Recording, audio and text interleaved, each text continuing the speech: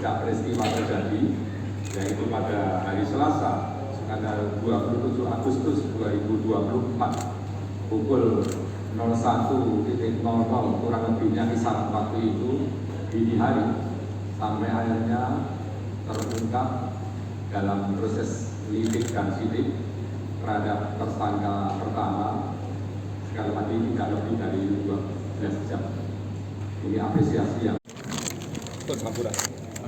jadi pecahannya ada yang 100.000, ada yang 50.000. Karena ini ada ATM itu memang ada yang isinya 50.000 kan. Nah, yang seharusnya, tetapi minimal kita bisa menunjukkan bahwa suatu keberhasilan sudah ditentukan oleh tim gabungan Polda Sumatera Barat.